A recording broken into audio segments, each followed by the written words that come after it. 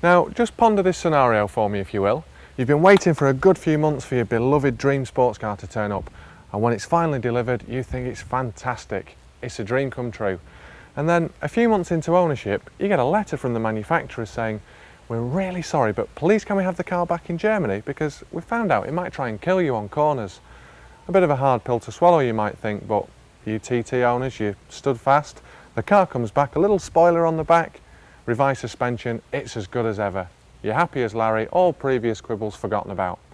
But then you're casually flicking through the car magazines and you see your Audi TT listed at £2,000 less than you paid for it.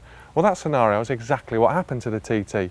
But the fact is there's still a 3-month waiting list for this car, which must mean it's pretty special. Now, the first special feature about the TT has to be the body design, which I think is superb. It's completely unique, unmistakable, and I think you'd be hard pushed to find many people that don't like it.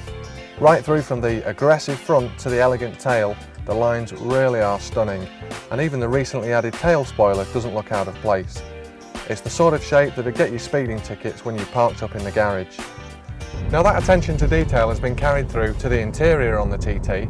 I think these days a lot of car manufacturers, when they're building the sporty models, think it's okay just to give you leather seats and a leather covered steering wheel, but not Audi. This dashboard really is a work of art. It's got that retro feel that's fashionable these days, but they've really set it off with the inclusion of the aluminium on the air vents, the gear lever, on the doors. It really gives the car that classy feel. As is usual with Audi, the attention to detail is superb, with the front lights, rear lights and filler cap all blending perfectly with the body panels. So I think it's fair to say that on looks alone, you can understand why there's a 3-month waiting list for this car. Now, when I got in this car for the first time, I was pleasantly surprised with the amount of headroom. I'm 6'3" and there's still probably another couple of inches to spare there.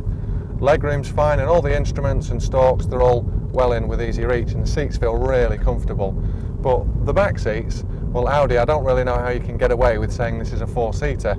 Anyone who can sit in the back there on a long journey and enjoy it, well, I'd like to give them a medal.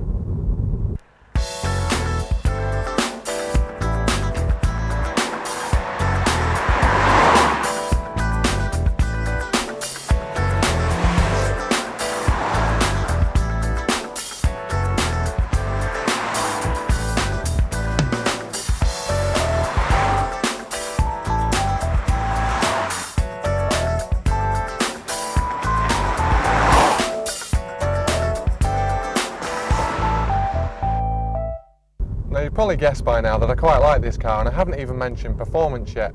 Well, under the bonnet we've got a 1.8 litre turbocharged engine, the same you'd find in the Golf GTI and the Audi A3, but it's got revised power. So the model I'm driving has got 180 brake horsepower, which gives you a 0 to 60 time of just under 8 seconds. But if that isn't quick enough for you, it is available with a whopping 225 horsepower, which must be a mind warp on wheels. Well, I've got to say it, I am completely in love with this car. Now, alright, I know Audi's had the problems at the start, and if you bought one before the price came down £2,000, you might be a bit aggrieved, but let's not take anything away from it. It's a superb machine.